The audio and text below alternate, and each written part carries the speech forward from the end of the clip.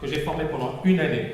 Et ces étudiants, eh bien, ils ont développé des compétences, ils sont devenus costauds dans leur domaine et ils ont participé pendant un mois à une compétition. Et tous les jours, il y avait un débriefing, tous les jours, on analysait, on décortiquait leurs traits et leur performance est assez, je dirais, bonne, hein, voire même très bonne. Et l'idée, c'est quoi? C'est que justement, en ayant la bonne formation, la bonne méthode, en travaillant le processus, on peut effectivement développer des compétences solides. D'accord? Et qu'en trading, effectivement, c'est un métier, il faut être pro, il faut être extrêmement carré, il ne faut rien laisser au hasard. Et que si effectivement vous avez tout ce qu'il faut, si vous suivez le processus, eh bien, effectivement, les résultats vont suivre. Néanmoins, il ne faut pas être paresseux, il faut bosser et il faut effectivement travailler de manière intelligente. C'est ce que je disais hier durant la conférence, notamment l'importance d'être efficace, d'accord, pragmatique. On élimine ce qui est du superflu et on se focalise sur l'essentiel. Et aujourd'hui, justement, je vais revenir sur un indicateur que j'utilise depuis de nombreuses années. Et étonnamment, je vois par certains analystes qui tous les mois, tous les 6 mois, changent d'indicateur, passent d'un indicateur à un autre, vous explique que justement, il y a un nouvel indicateur qui est révolutionnaire et qui va vous permettre de gagner en trading. Et je m'aperçois d'une chose, c'est que le plus important en trading, ce n'est pas l'analyse, c'est la régularité. C'est vous maîtriser une approche, vous la maîtrisez réellement, vous avez la discipline pour l'appliquer en situation et vous le faites de manière effectivement régulière, poussée. D'accord? Et c'est une attitude le trading. Ce n'est pas des prévisions, il ne faut pas chercher à être un gourou ou à faire le gourou. L'analyse, entre guillemets, je m'en fiche. D'accord? Le plus important, ce n'est pas d'anticiper ce que va faire le marché. Le plus important, c'est on a une idée sur ce que va faire le marché et on va utiliser cette idée de la meilleure manière qui soit. Ça veut dire quoi? En clair, ça veut dire que vous avez effectivement une opinion sur ce que va faire l'euro, ce que va faire le CAC, ce que va faire le DO. Vous avez une stratégie et vous savez que dans tel ou tel cas de figure, vous allez vous positionner de telle ou telle manière. Point. La personne qui vient, qui vous dit « je sais que les indices vont se casser la gueule » ou que les indices vont exploser à la hausse, elle raconte n'importe quoi. Moi, je ne sais rien. Désolé. D'accord? Si vous êtes venu chercher une méthode miracle, je ne vais rien vous offrir. N'est-ce pas, Michael? Par contre, si effectivement vous êtes là pour avoir un aperçu sur qu'est-ce que les marchés, comment le bon sens vous permettra de battre, et je dis bien de battre entre guillemets les principaux gourous, moi je pense que vous êtes à la bonne place. Pourquoi? Parce qu'effectivement, avec un peu de bon sens, avec de l'expérience, avec de la pratique, avec du recul, on peut effectivement développer une méthode solide, mais surtout on peut effectivement anticiper les marchés financiers de manière professionnelle. Alors j'ai appelé cette conférence, je l'ai intitulée comment les indicateurs techniques m'ont permis d'anticiper 80% des mouvements. Alors c'est vrai que c'est présomptueux, ça fait, bon, c'est pas trop mon style, mais bon, c'est bien. Et c'est vrai, surtout. Mais pourquoi? Parce que justement, c'est du simple bon sens. C'est-à-dire qu'effectivement, si vous avez une bonne approche, si vous avez les bons indicateurs, si vous savez bien les utiliser, eh bien, vous pourrez anticiper 80% des mouvements. Est-ce que c'est ça le plus important? Non. Parce qu'il suffit de gagner dans 50% des cas, dans 60% des cas, pour réaliser une belle performance. Et puis, ce qui est intéressant, c'est que des étudiants que j'ai formés, qui ont 1 an d'expérience, pas plus, eh bien, ont une probabilité de succès de 80% sur des mouvements plus court terme. Mais pour les mouvements long terme, ils sont également capables de les anticiper. Alors, je vais commencer la conférence, booster sa performance avec des indicateurs techniques. Je me présente rapidement. Donc, je m'appelle Tamil Kabaj, je suis agrégé d'économie, j'ai remporté le trophée d'or de l'analyse technique en 2010 et j'enseigne encore, donc j'ai quelques cours à l'université de Paris 2 Assas, j'enseigne notamment la psychologie, la finance comportementale, le trading. J'ai également écrit plusieurs ouvrages, les 3 principaux, c'est Psychologie des grands traders, l'art du trading, Investir sans criser, et il y a effectivement une école de trading qui a été créée et un master qui a été lancé il y a 1 an, et tout à l'heure, bien évidemment, juste après la conférence, je ferai une présentation des étudiants, des participants à cette compétition, et effectivement, vous aurez un aperçu de ce que c'est. Alors, l'idée, c'est quoi? C'est que beaucoup d'analystes, même des experts, ne maîtrisent pas suffisamment les indicateurs techniques, à tel point que dans les forums, où certains experts vont vous expliquer que les indicateurs techniques sont inutiles, qu'ils ne servent à rien. Moi, ça m'étonne. Des gens sérieux, hein, comme Alan Farley. Alors, Alan Farley, j'ai beaucoup aimé son bouquin, Maîtriser le swing trading. C'est quelqu'un qui, effectivement, est costaud, il a une bonne approche, il est très, très graphique. Mais pourquoi se contenter d'une approche? D'accord? L'idée, c'est quoi? C'est pas de dire les indicateurs techniques, c'est la panacée, c'est la martingale, ça nous permettra de gagner à tous les coups. Non. L'idée, c'est quoi? C'est de se dire les indicateurs techniques vont nous apporter un ingrédient, vont nous apporter un plus, vont nous permettre d'anticiper. Mais on ne va pas négliger le reste. L'analyse chartiste, les prophéties autoréalisatrices, les bougies japonaises, etc. Donc les indicateurs techniques, c'est un ingrédient parmi d'autres, d'accord, dans la méthodologie. Donc certains experts, effectivement, vous expliquer qu'ils ne servent à rien. Cette information, elle est relayée sur de nombreux forums. J'en profite juste pour vous rappeler qu'il y a un webinaire gratuit le 11 avril. Je pourrai répondre plus amplement à vos questions. Donc n'oubliez pas de vous inscrire à la newsletter. Vous avez tous, je pense, un flyer. Donc beaucoup trop de traders critiquent, donc à mon sens, un peu activement les indicateurs techniques. Et il se trouve que j'utilise cette approche, alors beaucoup plus que 15 ans, parce que j'ai vraiment commencé à l'utiliser en 97-98. Et cette approche, eh bien, elle est extrêmement performante. Mais il n'y a pas que les indicateurs techniques.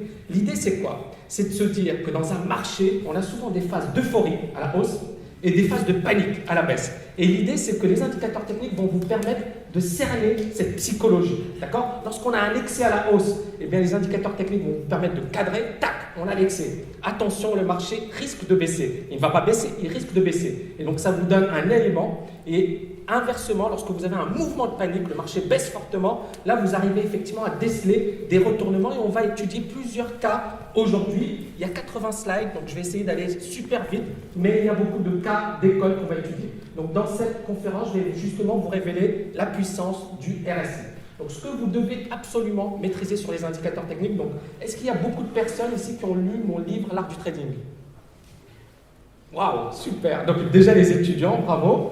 Bon, vous êtes quand même assez nombreux. Donc, je vais revenir rapidement sur les concepts de base parce que certaines personnes ne connaissent pas l'approche. Donc, l'idée, c'est quoi? C'est qu'il faut être simple en trading, en analyse technique. Je l'ai déjà expliqué hier. L'idée, c'est de ne pas utiliser énormément d'indicateurs. Personnellement, j'en utilise deux, le RSI, le stochastique, et j'utilise également des moyennes mobiles arithmétiques, pas exponentielles. Pourquoi? Parce que justement, l'idée, c'est d'avoir un outil qu'utilisent certains professionnels, certains gérants, pour justement mieux cerner ces prophéties autoréalisatrices. Parce que si vous avez une moyenne mobile, par exemple 20 à 50 périodes arithmétiques, et vous savez que cette moyenne mobile, elle est suivie par pas mal de gérants. Donc, lorsqu'on se rapproche de cette moyenne mobile, les gérants comment dirais-je, que les cours se posent autour de cette moyenne. Et qu'est-ce qu'ils vont faire? Automatiquement, il y a une réaction, soit des gérants, soit des traders. Et donc, comme cet outil est beaucoup plus populaire que les moyennes mobiles exponentielles, on a souvent des réactions et donc c'est une information en plus. Pourquoi une information en plus? Vous êtes trader, vous êtes day trader. C'est bon de savoir qu'autour de ce niveau, on va avoir une réaction, on va avoir un positionnement, on va avoir des prises de bénéfices. D'accord? Donc, c'est une information extrêmement importante. Donc, je me base justement sur plusieurs indicateurs, comme je le disais, chartisme, bougie japonaise, indicateurs techniques, cyclicité des marchés, approche contrariante, etc. Et ça forme un tout.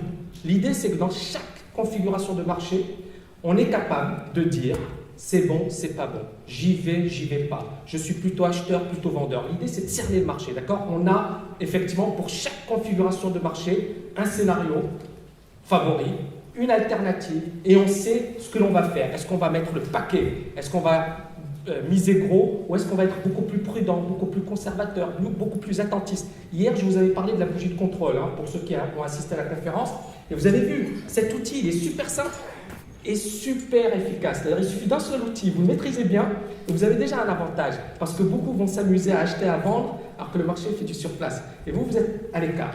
Vous les regardez s'amuser, se fatiguer, perdre leur capital, et lorsque le marché décale réellement, vous êtes dedans.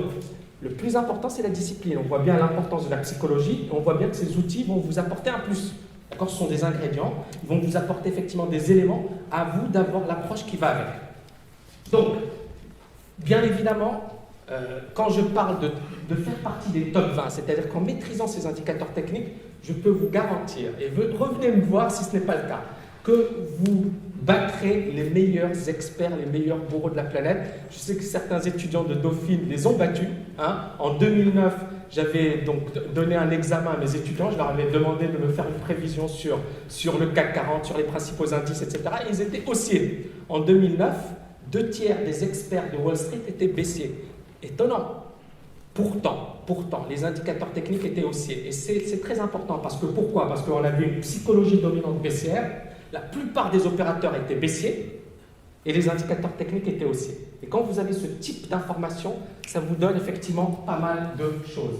Donc effectivement, il faut savoir que sur les marchés, les prix sont influencés par ce que l'on appelle les biais psychologiques. Pour ceux qui ont lu mes bouquins, notamment Psychologie des grands traders, on est tous biaisés psychologiquement sur les marchés. On n'est pas naturellement constitué pour gagner sur les marchés financiers. Donc lorsque ça monte, on a envie d'acheter.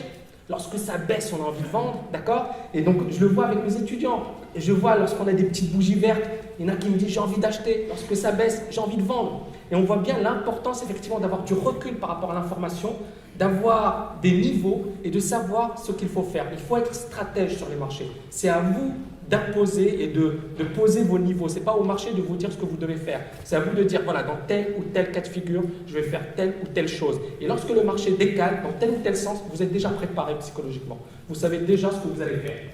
Donc, sur les marchés, effectivement, on a des excès. D'accord? Et donc, les émotions vont passer d'un excès à l'autre. Et ces excès sont également les plus profitables en trading. Parce que lorsque vous avez un fort décalage à la hausse, et que vous avez des signaux donnés par les indicateurs techniques, c'est souvent très facile à jouer. Mais le plus dur, c'est pas le fait que ce soit facile, c'est le fait d'oser prendre ces signaux, d'oser y croire.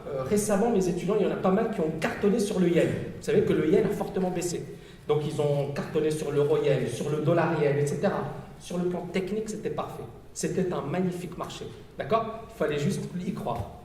Et c'est ça le plus dur. Le plus dur, c'est quoi? C'est d'avoir une bonne méthode et d'y croire et de la travailler sur la durée. Beaucoup de gens ne le font pas. D'accord? Et c'est ça aussi le trading. Donc, à quoi sert un indicateur technique? Pour moi, un indicateur technique, c'est un baromètre de marché. Il permet effectivement de noter les tensions. Il permet également de noter les points d'inflexion, de retournement. D'accord? Donc, anticiper un retournement en chartisme. Donc, le chartisme, c'est l'analyse classique. D'accord? Donc, effectivement, il y a ce concept de tendance que tout le monde connaît. Là, vous avez une tendance baissière avec des points hauts de plus en plus bas. Là, vous avez un retournement de marché, d'accord? Et surtout, vous voyez, on a un point bas qui est supérieur au précédent. Donc ça, c'est un début de retournement. Mais comment, en chartisme, effectivement, repérer un véritable retournement? Il faut casser le précédent point haut. Le problème, c'est qu'on rate toute une partie du mouvement. On est dehors, alors qu'on peut effectivement rentrer beaucoup plus tôt. Pas avec une grosse taille, mais avec une taille initiale, et puis, pourquoi pas, renforcer. Et ça, l'analyse chartiste ne le permet pas. Par contre, les indicateurs techniques peuvent vous donner cette information et peuvent vous permettre effectivement de vous positionner avant l'accélération du marché. Donc, problème, ce signal retardé fait rater une part importante du mouvement. Donc le RSI, qu'est-ce qu'il permet? Justement, il permet de détecter un retournement de tendance au tout début grâce au concept de divergence baissière et haussière. Il permet également de rentrer dans une tendance haussière au tout début en repérant les points bas. D'accord? Vous êtes dans une tendance haussière. Donc ici, par exemple, dans cette tendance haussière, vous voyez, le RSI est au-dessus de la zone de neutralité. À chaque fois, on a des points bas. Donc là, vous allez voir un marché, donc ça c'est le dollar yen, un marché qui progresse. Vous avez une sorte de double top. Vous avez un marché qui diverge. Donc, divergence, ça veut dire quoi? Ça veut dire que le marché ne parvient pas, le RSI ne parvient pas à dessiner un niveau plus haut. Le problème, pour les personnes qui ne maîtrisent pas les indicateurs techniques, c'est qu'ils voient des divergences partout. Par exemple, là, on a une divergence où alors là, on peut avoir effectivement des divergences au niveau du marché. Donc là, c'est pas le bon exemple, mais c'est pas grave. Mais ce qui est intéressant, c'est quoi? C'est que vous avez ici une zone, ce que l'on appelle une zone de neutralité.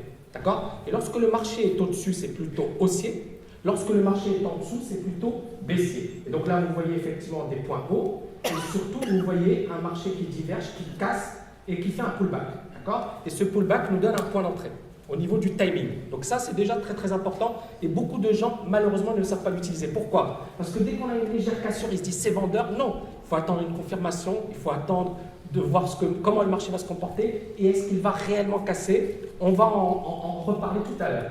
Donc il faut effectivement recourir de manière vigilante aux indicateurs. Ce n'est pas parce que vous avez un marché qui casse légèrement qu'il faut vendre. Ce n'est pas parce que vous avez un marché qui casse légèrement à la hausse qu'il faut acheter. D'accord? Il faut être patient, il faut attendre le meilleur moment. Ici, donc je reviens sur ce concept de zone de neutralité. C'est quoi la zone de neutralité? C'est le marché qui progresse Et on peut donc aller étudier les graphiques jour, aller étudier les graphiques weekly. On note que notamment des indicateurs comme le RSI sont cycliques.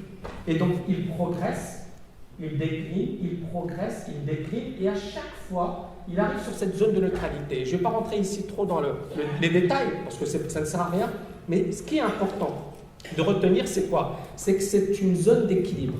Quand le marché progresse, donc on a effectivement des liquidités, on a des personnes qui croient dans la hausse, etc. Donc c'est caractéristique d'un marché haussier. Quand il corrige, généralement prise de bénéfices, on sort, on consolide, etc. Donc la correction généralement, les jambes correctives se font, vous voyez, quasiment à plat. Le mouvement est moins important que le mouvement à la hausse. D'accord? Donc le mouvement haussier, il est puissant, il est accompagné par des volumes, par des institutionnels, etc. Le mouvement baissier, c'est généralement une prise de bénéfices, etc. Ça peut être puissant, mais ce n'est jamais plus puissant qu'un mouvement haussier. Et là, on constate que le marché, justement, vient se poser à chaque fois sur la zone des 50%. D'accord? Et lorsque vous étudierez plusieurs graphiques, vous verrez que lorsqu'on a une belle tendance bien définie, c'est très très souvent le cas. Et ça, c'est un concept extrêmement simple, extrêmement efficace et qui marche depuis que je l'utilise, c'est-à-dire depuis 1997. Et ça peut paraître étonnant, mais vous verrez, j'ai mis dans mon bouquin plein de cas d'école. Le 11 septembre, le crack de mars 2000, le crack de 2007, etc. Et c'est ce qui est impressionnant, c'est que ça marche toujours. Pourquoi ça marche toujours? Eh bien, tout simplement parce que la psychologie humaine est toujours présente. Parce qu'on aura toujours des tendances haussières, des tendances baissières. Et que malgré le fait que les marchés soient aujourd'hui de plus en plus automatisés, malgré le fait qu'on ait de plus en plus d'interventions, malgré le fait qu'on ait de plus en plus de liquidités, ça continue. D'accord? On est toujours effectivement dans cette cyclicité des marchés. Donc ici, dans une tendance haussière, donc vous constaterez que la zone de neutralité sert de support, et inversement, dans une tendance baissière, on va casser la zone de neutralité, on va buter. D'accord? Et on va tout à l'heure, on va étudier l'euro yen, les indices. Les indices aujourd'hui, il y en a beaucoup qui disaient il y a quelques années, en 2010, en 2009, que les marchés étaient très baissiers. Il fallait juste étudier les indicateurs techniques. Et ce que je vais vraiment vous montrer, vous allez voir qu'effectivement, avec un simple RSI, si vous le maîtrisez bien, vous allez battre pas mal de gourous, je peux vous l'assurer. Donc pourquoi j'utilise les indicateurs techniques? Alors je vais rapidement revenir sur mon parcours professionnel. Donc comment j'ai réellement perçu la puissance des indicateurs techniques? Donc ça a commencé en 98. Donc en 98, moi je rejoins un grand cabinet d'analyse technique, c'est 97. Je rejoins un grand cabinet d'analyse technique. Donc moi je me suis dit, je vais me retrouver face à des gourous, des gens super costauds, super sérieux, super rationnels, etc. C'est d'ailleurs cette expérience qui m'a donné envie d'écrire mon bouquin sur la psychologie. Donc je me retrouve avec des gens qui étaient extrêmement émotifs, alors qu'ils étaient pros, alors qu'ils avaient une réelle expérience des marchés, etc. Et je me suis dit, tiens, c'est bizarre. Deuxième chose, je me suis rendu compte en 98 que lorsque le marché avait progressé, tout le monde était baissé dans la salle, et lorsque le marché avait décliné, tout le monde était haussier. Deuxième constat. Et là, vous voyez, c'est le CAC 40 crash de 98 weekly. Qu'est-ce qu'on a? On a un marché qui progresse, les analyses techniques du cabinet qui a été baissier pendant toute cette période, alors que le RSI était haussier. On ne le voit pas bien, mais on était au-dessus des 50%. Mais ce qui est intéressant, c'est ça. C'est, vous voyez, ici, ils étaient, donc ici, le marché était haussier et les analystes étaient baissiers. Et inversement, lorsque le marché a baissé, les analystes étaient haussiers. Pourquoi? Parce qu'on a eu l'euphorie. Le marché a progressé, donc ils étaient baissiers. Ils se sont dit, on ne va pas continuer à être baissiers. Donc, lorsque le marché a vraiment progressé à la hausse, ils se sont retrouvés haussiers et il fallait justement vendre l'euphorie. Et qu'est-ce qu'on voit sur les indicateurs techniques? Une belle divergence validée et le marché qui décroche à la baisse. Donc, on voit encore une fois l'importance des indicateurs techniques et c'est là où j'ai perçu la puissance. Pourquoi? Parce que quand on étudiait, là, c'est le CAC 40 en daily. Vous voyez la zone de neutralité dont je vous ai parlé, qui marche aussi bien sur le RSI que sur le MACD que sur le stochastique. Qu'est-ce qui s'est passé en juillet 98? Cassure, validation, divergence baissière validée. D'accord? Ensuite, Société Générale. En juillet, vous voyez ici, on est sur un graphique hebdomadaire. Juillet, août, on casse, on valide. On est bien d'accord? Autre signal, AXA, même signal. Donc j'avais une convergence de signaux baissiers. J'avais énormément effectivement de signaux vendeurs.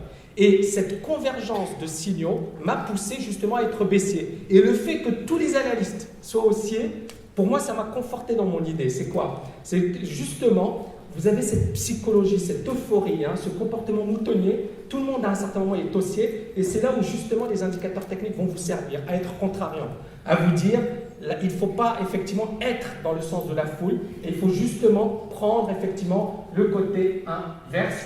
Et là, on avait le titre AXA, vous voyez, une super divergence baissière validée. Donc, vous imaginez, on avait les indices qui présentaient des divergences baissières, les banques, les assurances, etc. Et donc, on avait à l'époque une réelle convergence et il fallait justement utiliser cette information pour prendre les meilleures décisions possibles. Le problème, encore une fois, c'est que dans ces situations, tout le monde est dans le même sens et personne n'y croit. D'où l'importance, encore une fois, de la psychologie en trading. Avoir des indicateurs qui marchent, c'est une chose. Mais les utiliser, les mettre en application, c'en est une autre. Beaucoup de personnes en situation n'osent pas le faire. On n'y croit pas, on se dit c'est impossible. Mais à un certain moment, c'est le marché qui a toujours raison. Et lorsque le marché vous donne une information, il ne faut pas hésiter effectivement à la saisir. Donc la confirmation, donc 98, ça me donne déjà un aperçu. Je me dis, les indicateurs techniques sont assez impressionnants, ça marche.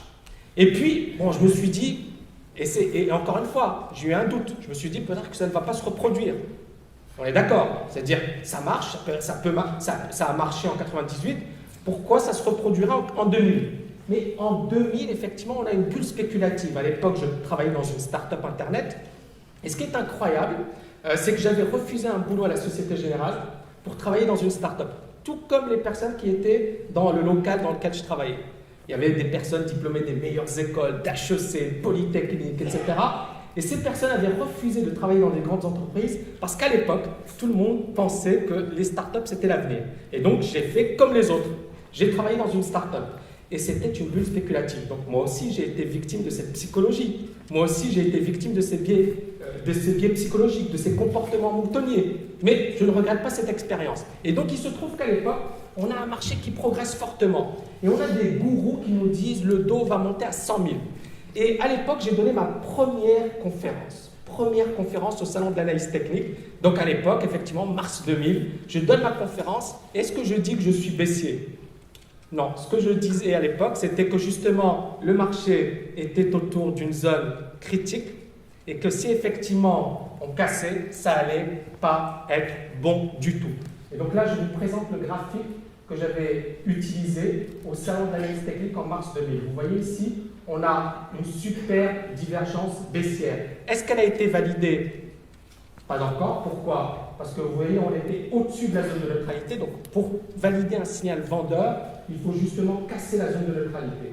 Et puis, justement, moi, qu'est-ce que j'avais dit à l'époque, durant le salon de l'analyse technique? J'avais dit, tant que le RSI n'a pas cassé la zone de neutralité, je reste acheteur. Dès qu'on casse, je vends. C'est pas que je me suis protégé. Encore une fois, j'ai établi un diagnostic, un scénario de marché, point. C'est-à-dire, je ne cherche pas à avoir raison, c'est le marché qui a raison. Mais le marché va me donner des éléments. Et tant qu'il n'a pas cassé, je ne peux pas dire que ça va baisser. Il me faut plus. D'accord? Et donc, qu'est-ce qui se passe juste après? Vous voyez, on casse par là le lundi. Donc, j'ai donné ma conférence le samedi. 2 jours après, le marché, le RSI casse. Pourquoi il casse? Parce qu'à l'époque, on avait un gourou, Abi Cohen, qui nous avait expliqué que le marché était légèrement surévalué. Ok, rien de méchant, légèrement surévalué. Mais le fait qu'elle dise légèrement surévalué, à l'époque, on a eu une forte baisse des marchés, et puis les indicateurs techniques cassent la zone de neutralité. Et lorsqu'on a cassé, lundi, je me suis dit, c'est bon, ça sent pas bon du tout. Pourquoi? Parce que j'ai vu cette euphorie à l'époque, j'avais vu cette euphorie au salon de l'analyse technique, j'avais vu des gens qui avaient tout misé sur les valeurs technologiques, et je me suis dit, on est vraiment dans un environnement qui est très dangereux. Et justement, les marchés se sont effondrés, vous connaissez la suite. Il y a beaucoup de gens, je pense, qui ont perdu durant cette bulle. Pourquoi? Hier, on a dîné, il y avait un étudiant qui a justement perdu énormément durant cette bulle parce qu'il n'avait pas vu effectivement ce retournement, il ne l'avait pas anticipé. Donc ici, divergence baissière validée. Le DAX 30, on avait le même signal, vous voyez, le marché qui s'épuise, divergence baissière validée. Le CAC 40, divergence baissière validée. Et vous voyez la zone de neutralité. On est en 2001, d'accord? Là, c'est 2000. 2000. Donc 2000, le graphique daily, jour, valide, on a validé en mars.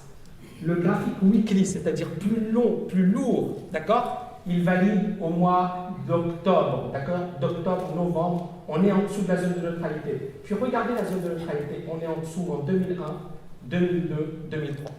Donc pendant 3 années, on est en dessous, on est dans un marché baissier. D'accord? Et donc, encore une fois, c'est très important d'avoir ces niveaux, d'avoir cette structure et de savoir où est le marché. Et donc, moi, pendant toute cette période, quand les gens me disaient ce que je pensais des marchés, je leur disais, je suis vendeur. Là, regardez le 11 septembre, on est en 2001, septembre, on est là. Regardez, là, on a une progression. Je me souviens du 11 septembre, puisque beaucoup de gens me disaient, qu'est-ce que tu penses des marchés? Et moi, je disais, juste avant, je suis baissier. Pourquoi? Parce que regardez, le weekly, il était baissier. Et en daily, on avait une divergence baissière validée. Donc à court terme, plus court terme, daily, on avait validé une divergence. Mais en weekly, on est bien d'accord qu'on était baissier. Alors qu'à l'époque, la plupart des analystes étaient haussiers, des analystes techniques. Comprenez, vous cherchez l'erreur. Donc encore une fois, il faut avoir un esprit critique. Et tout l'apport de cette approche, c'est ça. C'est que justement, on n'a pas besoin d'être un gourou, on n'a pas besoin de sortir de la meilleure école, c'est juste du simple bon sens. On a une tendance, on a des niveaux, on a une idée de ce que fait le marché. Après, le plus important, c'est comment utiliser cette idée et comment la mettre en application au jour le jour, d'accord, sur les marchés, comment avoir une stratégie, comment se positionner, etc. C'est ça le plus dur en trading. L'analyse, pour moi, c'est pas ça le plus dur. D'accord? Contrairement à ce que certains prétendent, non, l'analyse, c'est très simple.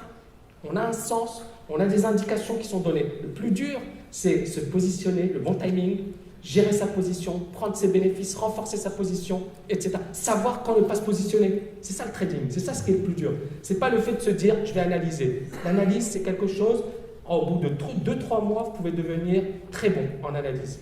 Après, le plus dur, c'est la mise en application et, encore une fois, le trading, au vrai sens du terme. Donc, Vivendi, également. À l'époque, il y avait Jean-Marie Messier, tout le monde parlait de Vivendi, etc.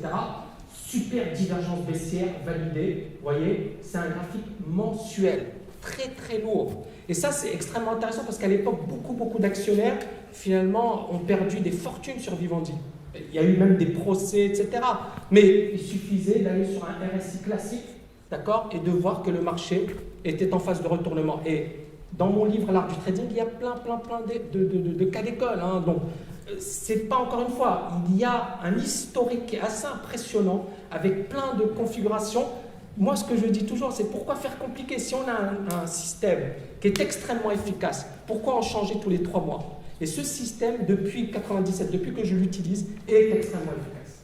Donc, dans les situations excessives, les indicateurs techniques sont d'une efficacité redoutable. Et donc, mon conseil, c'est que quand les meilleurs gourous de la planète vous disent « il faut acheter, c'est l'euphorie, d'accord, c'est le moment d'acheter », allez sur vos indicateurs techniques. Essayez d'étudier vos indicateurs techniques et si vous notez une divergence, si on casse la zone de neutralité, c'est le meilleur moment pour vendre. Le meilleur moment pour vendre, d'accord? Encore une fois, les gourous, ça reste des gourous. Vous, vous êtes sur les marchés, vous êtes avec vos positions, d'où encore une fois l'importance d'être indépendant en trading, d'accord? Surtout, évitez d'être influencé par les autres. Les marchés vous donnent énormément d'informations, à vous de l'utiliser. Donc, les indicateurs techniques, et ça c'est une question qu'on m'a souvent posée. On m'a dit, Tammy, mais aujourd'hui il y a plein de robots, plein d'algorithmes, plein de mathématiciens à Wall Street, etc.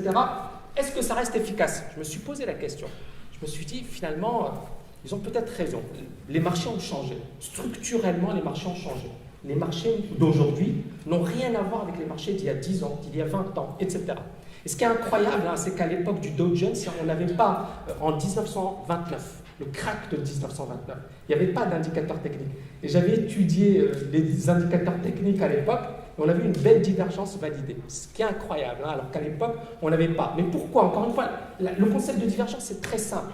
C'est juste, on a un marché qui est, comment dirais-je, aidé par l'euphorie ambiante, et les indicateurs techniques vous permettent d'étudier l'épuisement. On a un épuisement, on a un essoufflement, on a finalement moins de force dans la hausse ou dans la baisse. Moins de force dans la hausse ou dans la baisse. C'est une indication. Et puis, il faut qu'elle soit validée, cette information. Elle sera validée comment? Par des indicateurs techniques qui se retournent, par des bougies japonaises, par la cassure de certains seuils clés, etc. Donc, est-ce qu'ils sont encore efficaces à l'heure des algorithmes de trading? Ce qui est intéressant, c'est que moi j'ai fini le bouquin L'art du trading en 2007. Donc il a été, ça monte, on a envie d'acheter. Lorsque ça baisse, on a envie de vendre, d'accord? Et donc je le vois avec mes étudiants. Et je vois lorsqu'on a des petites bougies vertes, il y en a qui me disent j'ai envie d'acheter. Lorsque ça baisse, j'ai envie de vendre. Et on voit bien l'importance effectivement d'avoir du recul par rapport à l'information, d'avoir des niveaux et de savoir ce qu'il faut faire. Il faut être stratège sur les marchés. C'est à vous d'imposer et de poser vos niveaux. Ce n'est pas au marché de vous dire ce que vous devez faire. C'est à vous de dire, voilà, dans tel ou tel cas de figure, je vais faire telle ou telle chose. Et lorsque le marché décale dans tel ou tel sens, vous êtes déjà préparé psychologiquement. Vous savez déjà ce que vous allez faire. Donc, sur les marchés, effectivement, on a des excès. D'accord? Et donc, les émotions vont passer d'un excès à l'autre. Et ces excès sont également les plus profitables en trading. Parce que lorsque vous avez un fort décalage à la hausse, et que vous avez des signaux donnés par les indicateurs techniques, c'est souvent très très facile à jouer. Mais le plus dur, c'est pas le fait que ce soit facile, c'est le fait d'oser prendre ces signaux, d'oser y croire. Récemment, mes étudiants, il y en a pas mal qui ont cartonné sur le yen. Vous savez que le yen a fortement baissé. Donc ils ont cartonné sur l'euro-yen, sur le dollar-yen, etc. Sur le plan technique, c'était parfait. C'était un magnifique marché. D'accord? Il fallait juste y croire. Et c'est ça le plus dur. Le plus dur, c'est quoi? C'est d'avoir une bonne méthode et d'y croire et de la travailler sur la durée. Beaucoup de gens ne le font pas. D'accord? Et c'est ça aussi le trading. Donc, à quoi sert un indicateur technique? Pour moi, un indicateur technique, c'est un baromètre de marché. Il permet effectivement de noter les tensions. Il permet également de noter les points d'inflexion, de retournement. D'accord? Donc, anticiper un retournement en chartisme. Donc, le chartisme, c'est l'analyse classique. D'accord? Donc, effectivement, il y a ce concept de tendance que tout le monde connaît. Là, vous avez une tendance baissière avec des points hauts de plus en plus bas. Là, vous avez un retournement de marché, d'accord? Et surtout, vous voyez, on a un point bas qui est supérieur au précédent. Donc ça, c'est un début de retournement. Mais comment, en chartisme, effectivement, repérer un véritable retournement? Il faut casser le précédent point haut. Le problème, c'est qu'on rate toute une partie du mouvement. On est dehors, alors qu'on peut effectivement rentrer beaucoup plus tôt. Pas avec une grosse taille, mais avec une taille initiale, et puis, pourquoi pas, renforcer. Et ça, l'analyse chartiste ne le permet pas. Par contre, les indicateurs techniques peuvent vous donner cette information et peuvent vous permettre effectivement de vous positionner avant l'accélération du marché. Donc, problème, ce signal retardé fait rater une part importante du mouvement. Donc le RSI, qu'est-ce qu'il permet? Justement, il permet de détecter un retournement de tendance au tout début grâce au concept de divergence baissière et haussière. Il permet également de rentrer dans une tendance haussière au tout début en repérant les points bas. D'accord? Vous êtes dans une tendance haussière. Donc ici, par exemple, dans cette tendance haussière, vous voyez, le RSI est au-dessus de la zone de neutralité. À chaque fois, on a des points bas. Donc là, vous allez voir un marché, donc ça c'est le dollar yen, un marché qui progresse. Vous avez une sorte de double top. Vous avez un marché qui diverge. Donc, divergence, ça veut dire quoi? Ça veut dire que le marché ne parvient pas, le RSI ne parvient pas à dessiner un niveau plus haut. Le problème, pour les personnes qui ne maîtrisent pas les indicateurs techniques, c'est qu'ils voient des divergences partout. Par exemple, là, on a une divergence où alors là, on peut avoir effectivement des divergences au niveau du marché. Donc là, c'est pas le bon exemple, mais c'est pas grave.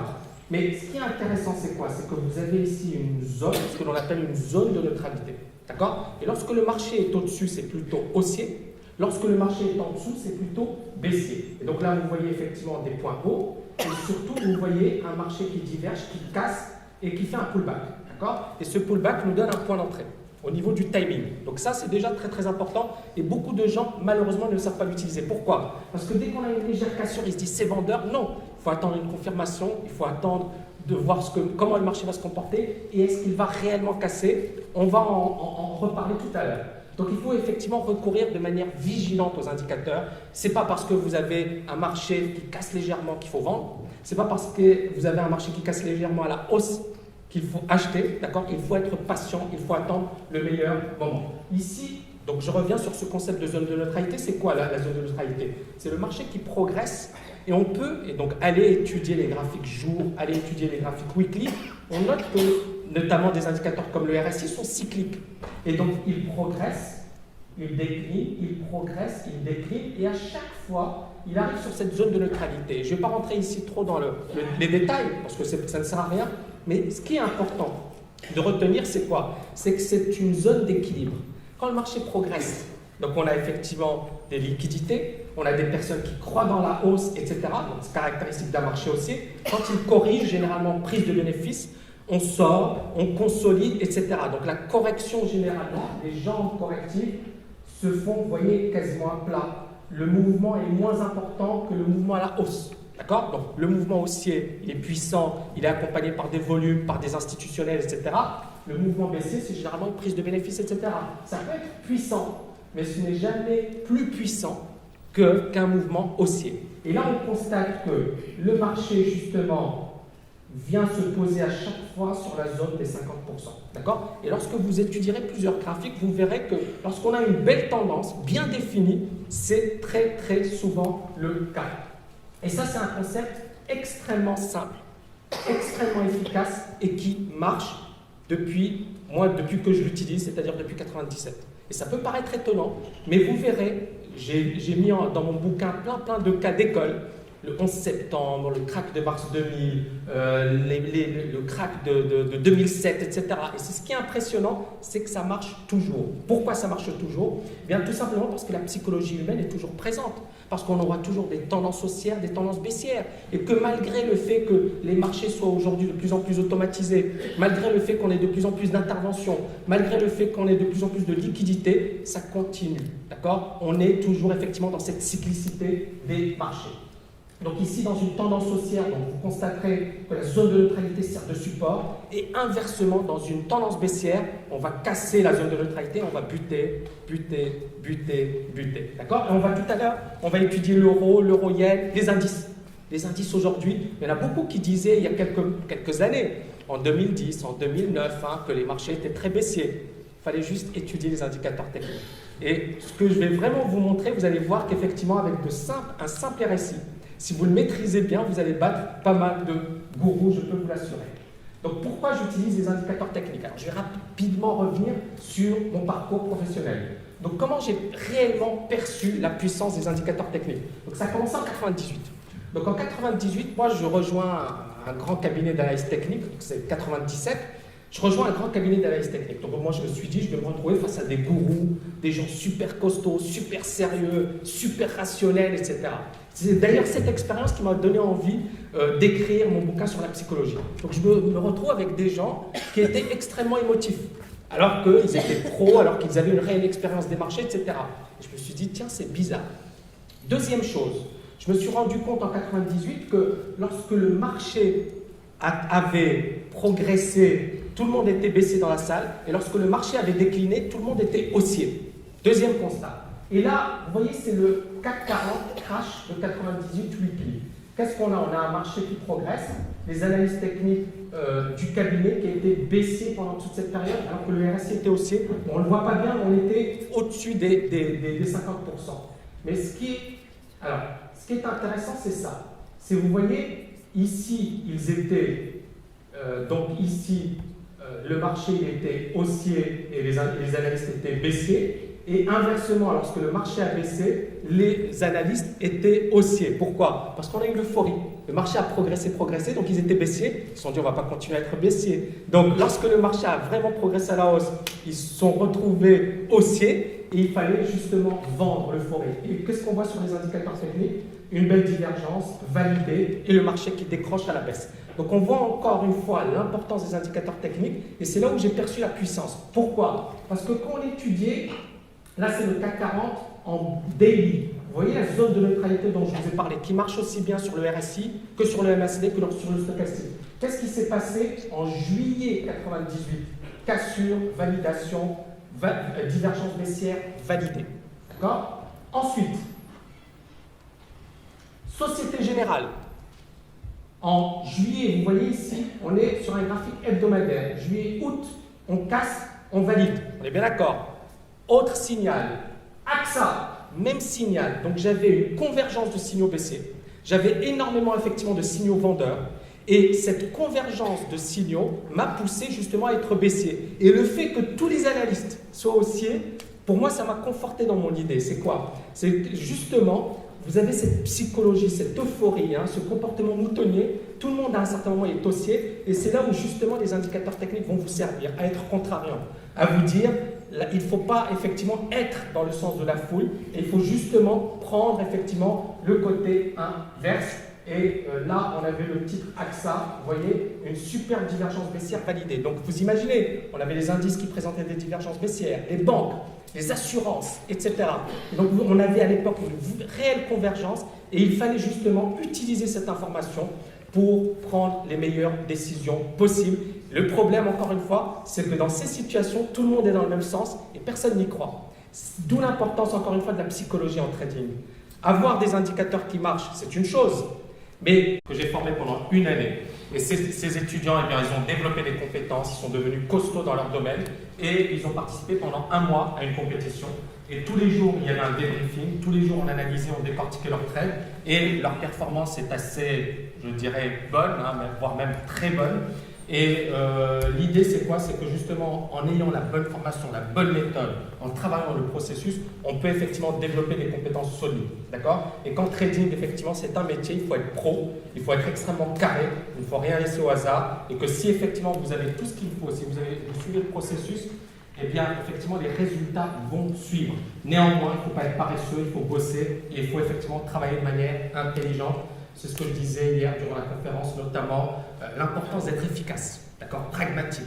On élimine ce qui est du superflu et on se focalise sur l'essentiel.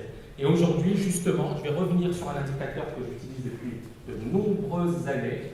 Et étonnamment, je vois par certains analystes qui tous les mois, tous les 6 mois, changent d'indicateur, passent d'un indicateur à un autre, vous explique que justement, il y a un nouvel indicateur qui est révolutionnaire et qui va vous permettre de gagner en trading. Et je m'aperçois d'une chose, c'est que le plus important en trading, ce n'est pas l'analyse, c'est la régularité. C'est vous maîtriser une approche, vous la maîtrisez réellement, vous avez la discipline pour l'appliquer en situation et vous le faites de manière effectivement régulière, poussée. D'accord? Et c'est une attitude le trading. Ce n'est pas des prévisions, il ne faut pas chercher à être un gourou ou à faire le gourou. L'analyse, entre guillemets, je m'en fiche. D'accord? Le plus important, ce n'est pas d'anticiper ce que va faire le marché. Le plus important, c'est on a une idée sur ce que va faire le marché et on va utiliser cette idée de la meilleure manière qui soit. Ça veut dire quoi? En clair, ça veut dire que vous avez effectivement une opinion sur ce que va faire l'euro, ce que va faire le CAC, ce que va faire le DO. Vous avez une stratégie et vous savez que dans tel ou tel cas de figure, vous allez vous positionner de telle ou telle manière. Point. La personne qui vient, qui vous dit « je sais que les indices vont se casser la gueule » ou que les indices vont exploser à la hausse, elle raconte n'importe quoi. Moi, je ne sais rien. Désolé. D'accord? Si vous êtes venu chercher une méthode miracle, je ne vais rien vous offrir. N'est-ce pas, Michael? Par contre, si effectivement vous êtes là pour avoir un aperçu sur qu'est-ce que les marchés, comment le bon sens vous permettra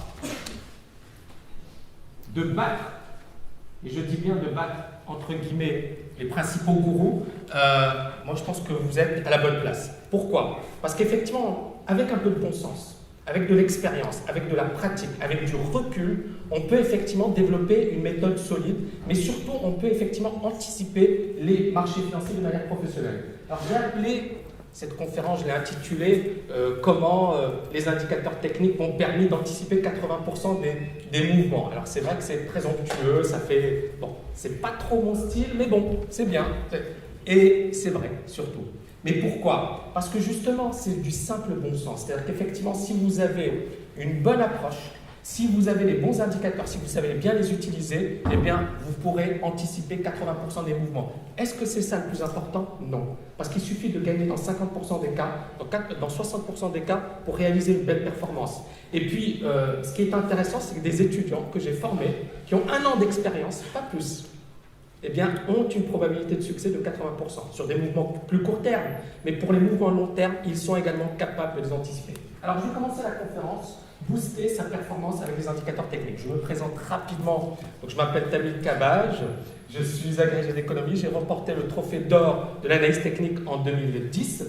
Et j'enseigne encore, donc j'ai quelques cours à l'Université de Paris de Assas, j'enseigne notamment la psychologie, la finance comportementale, le trading. J'ai également écrit plusieurs ouvrages, les 3 principaux, c'est Psychologie des grands traders, l'art du trading, Investir sans criser, et il y a effectivement une école de trading qui a été créée, et un master qui a été lancé il y a 1 an. Et tout à l'heure, bien évidemment, juste après la conférence, je ferai une présentation des étudiants, des participants à cette compétition, et effectivement, vous aurez un aperçu de ce que c'est. Alors, l'idée, c'est quoi? C'est que beaucoup d'analystes, même des experts, mais ne maîtrisent pas suffisamment les indicateurs techniques, à tel point que dans les forums, où certains experts vont vous expliquer que les indicateurs techniques sont inutiles, qu'ils ne servent à rien. Moi, ça m'étonne. Des gens sérieux, hein, comme Alan Farley. Alors, Alan Farley, j'ai beaucoup aimé son bouquin, Maîtriser le swing trading. C'est quelqu'un qui, effectivement, est costaud, il a une bonne approche, il est très, très graphique. Mais pourquoi se contenter d'une approche? D'accord? L'idée, c'est quoi? C'est pas de dire les indicateurs techniques, c'est la panacée, ça sert à, c'est la martingale, ça nous permettra de gagner à tous les coups. Non. L'idée, c'est quoi? C'est de se dire les indicateurs techniques vont nous apporter un ingrédient, vont nous apporter un plus, vont nous permettre d'anticiper. Mais on ne va pas négliger le reste. L'analyse chart, les utiliser, les mettre en application, c'en est une autre. Beaucoup de personnes en situation n'osent pas le faire, on n'y croit pas, on se dit c'est impossible. Mais à un certain moment, c'est le marché qui a toujours raison. Et lorsque le marché vous donne une information, il ne faut pas hésiter effectivement à la saisir. Donc la confirmation, donc 98, ça me donne déjà un aperçu. Je me dis, les indicateurs techniques sont assez impressionnants, ça marche. Et puis, bon, je me suis dit, et encore une fois, j'ai eu un doute. Je me suis dit peut-être que ça ne va pas se reproduire. On est d'accord, c'est-à-dire ça marche, ça a marché en 98, pourquoi ça se reproduira en 2000? Mais en 2000, effectivement, on a une bulle spéculative. À l'époque, je travaillais dans une start-up Internet, et ce qui est incroyable, c'est que j'avais refusé un boulot à la Société Générale pour travailler dans une start-up, tout comme les personnes qui étaient dans le local dans lequel je travaillais. Il y avait des personnes diplômées des meilleures écoles, d'HEC, Polytechnique, etc. Et ces personnes avaient refusé de travailler dans des grandes entreprises parce qu'à l'époque, tout le monde pensait que les startups, c'était l'avenir. Et donc, j'ai fait comme les autres. J'ai travaillé dans une startup.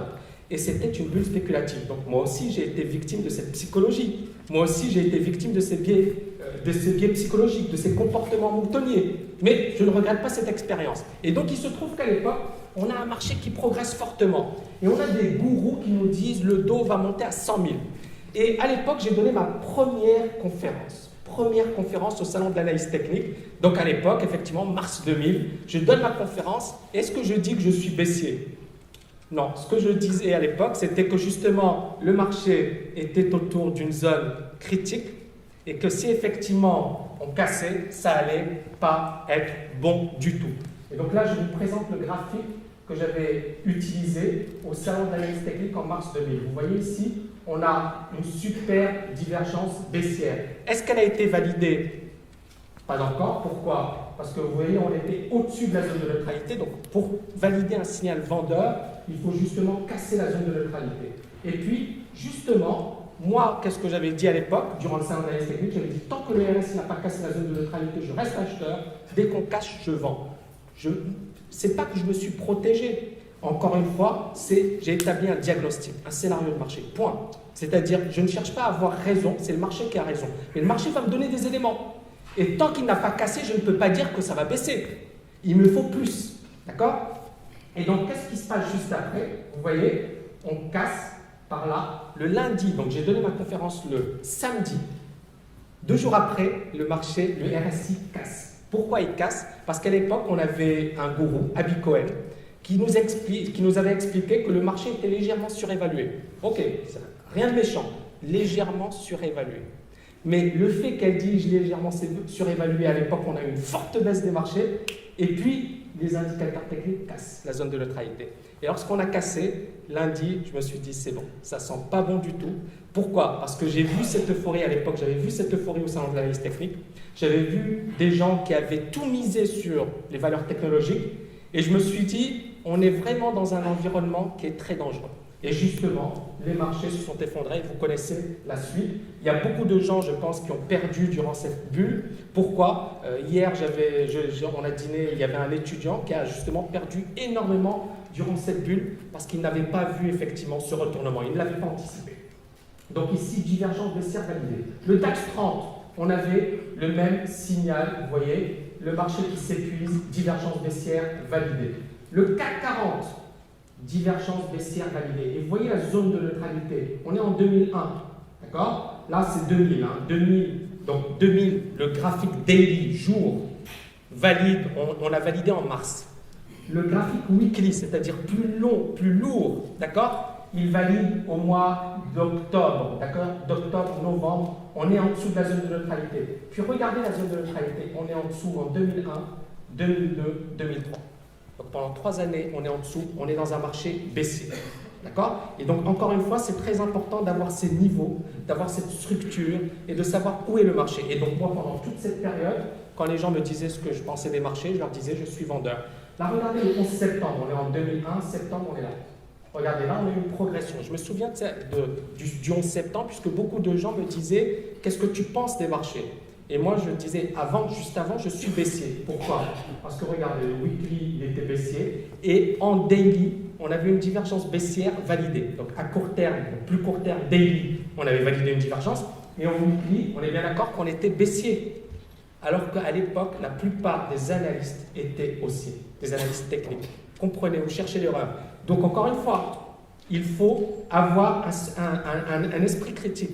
Et tout l'apport de cette approche, c'est ça. C'est l'artiste, les prophéties autoréalisatrices, les bougies japonaises, etc. Donc, les indicateurs techniques, c'est un ingrédient parmi d'autres, d'accord, dans la méthodologie. Donc, certains experts, effectivement, vous expliquer qu'ils ne servent à rien. Cette information, elle est relayée sur de nombreux forums. J'en profite juste pour vous rappeler qu'il y a un webinaire gratuit le 11 avril. Je pourrai répondre plus amplement à vos questions. Donc, n'oubliez pas de vous inscrire à la newsletter. Vous avez tous, je pense, un flyer. Donc, beaucoup trop de traders critiquent, donc à mon sens, un peu activement les indicateurs techniques. Et il se trouve que j'utilise cette approche, alors, beaucoup plus que 15 ans, parce que j'ai vraiment commencé à l'utiliser en 97-98. Et cette approche, eh bien, elle est extrêmement performante. Mais il n'y a pas que les indicateurs techniques. L'idée, c'est quoi? C'est de se dire que dans un marché, on a souvent des phases d'euphorie à la hausse et des phases de panique à la baisse. Et l'idée, c'est que les indicateurs techniques vont vous permettre de cerner cette psychologie. D'accord? Lorsqu'on a un excès à la hausse, eh bien, les indicateurs techniques vont vous permettre de cadrer. Tac, on a l'excès. Attention, le marché risque de baisser. Il ne va pas baisser, il risque de baisser. Et donc, ça vous donne un élément. Et inversement, lorsque vous avez un mouvement de panique, le marché baisse fortement, là, vous arrivez effectivement à déceler des retournements. Et on va étudier plusieurs cas aujourd'hui. Il y a 80 slides, donc je vais essayer d'aller super vite. Mais il y a beaucoup de cas d'école qu'on va étudier. Donc, dans cette conférence, je vais justement vous révéler la puissance du RSI. Donc, ce que vous devez absolument maîtriser sur les indicateurs techniques. Donc, est-ce qu'il y a beaucoup de personnes ici qui ont lu mon livre, L'art du trading? Waouh, super! Donc, déjà les étudiants, bravo. Bon, vous êtes quand même assez nombreux. Donc, je vais revenir rapidement sur les concepts de base parce que certaines personnes ne connaissent pas l'approche. Donc, l'idée, c'est quoi? C'est qu'il faut être simple en trading, en analyse technique. Je l'ai déjà expliqué hier. L'idée, c'est de ne pas utiliser énormément d'indicateurs. Personnellement, j'en utilise 2, le RSI, le stochastique, et j'utilise également des moyennes mobiles arithmétiques, pas exponentielles. Pourquoi? Parce que justement, l'idée, c'est d'avoir un outil qu'utilisent certains professionnels, certains gérants, pour justement mieux cerner ces prophéties autoréalisatrices. Parce que si vous avez une moyenne mobile, par exemple 20 à 50 périodes arithmétiques, et vous savez que cette moyenne mobile, elle est suivie par pas mal de gérants. Donc, lorsqu'on se rapproche de cette moyenne mobile, les gérants voient comment dirais-je, que les cours se posent autour de cette moyenne. Et qu'est-ce qu'ils vont faire? Automatiquement, il y a une réaction, soit des gérants, soit des traders. Et donc, comme cet outil est beaucoup plus populaire que les moyennes mobiles exponentielles, on a souvent des réactions, et donc c'est une information en plus. Pourquoi une information en plus? Vous êtes trader, vous êtes day trader. C'est bon de savoir qu'autour de ce niveau, on va avoir une réaction, on va avoir un positionnement, on va avoir des prises de bénéfices. D'accord? Donc, c'est une information extrêmement importante. Donc, je me base justement sur plusieurs indicateurs, comme je le disais, chartisme, bougie japonaise, indicateurs techniques, cyclicité des marchés, approche contrariante, etc. Et ça forme un tout. L'idée, c'est que dans chaque configuration de marché, on est capable de dire c'est bon, c'est pas bon, j'y vais pas, je suis plutôt acheteur, plutôt vendeur. L'idée, c'est de cerner le marché, d'accord? On a effectivement pour chaque configuration de marché un scénario favori, une alternative, et on sait ce que l'on va faire. Est-ce qu'on va mettre le paquet? Est-ce qu'on va miser gros, ou est-ce qu'on va être beaucoup plus prudent, beaucoup plus conservateur, beaucoup plus attentiste? Hier, je vous avais parlé de la bougie de contrôle, pour ceux qui ont assisté à la conférence, et vous avez vu, cet outil, il est super simple et super efficace. C'est-à-dire, il suffit d'un seul outil, vous le maîtrisez bien, et vous avez déjà un avantage, parce que beaucoup vont s'amuser à acheter, à vendre, alors que le marché fait du surplace. Et vous êtes à l'écart. Vous les regardez s'amuser, se fatiguer, perdre leur capital, et lorsque le marché décale réellement, vous êtes dedans. Le plus important, c'est la discipline. On voit bien l'importance de la psychologie, et on voit bien que ces outils vont vous apporter un plus. D'accord, ce sont des ingrédients, ils vont vous apporter effectivement des éléments, à vous d'avoir l'approche qui va avec. Donc, bien évidemment, quand je parle de faire partie des top 20, c'est-à-dire qu'en maîtrisant ces indicateurs techniques, je peux vous garantir, et revenez me voir si ce n'est pas le cas, que vous battrez les meilleurs experts, les meilleurs bourreaux de la planète. Je sais que certains étudiants de Dauphine les ont battus. En 2009, j'avais donc donné un examen à mes étudiants, je leur avais demandé de me faire une prévision sur le CAC 40, sur les principaux indices, etc. Et ils étaient haussiers. En 2009, 2/3 des experts de Wall Street étaient baissiers. Étonnant. Pourtant, les indicateurs techniques étaient haussiers. Et c'est très important. Parce que pourquoi? Parce qu'on avait une psychologie dominante baissière. La plupart des opérateurs étaient baissiers et les indicateurs techniques étaient haussiers. Et quand vous avez ce type d'information, ça vous donne effectivement pas mal de choses. Donc effectivement, il faut savoir que sur les marchés, les prix sont influencés par ce que l'on appelle les biais psychologiques. Pour ceux qui ont lu mes bouquins, notamment Psychologie des grands traders, on est tous biaisés psychologiquement sur les marchés. On n'est pas naturellement constitué pour gagner sur les marchés financiers. Donc lorsque ça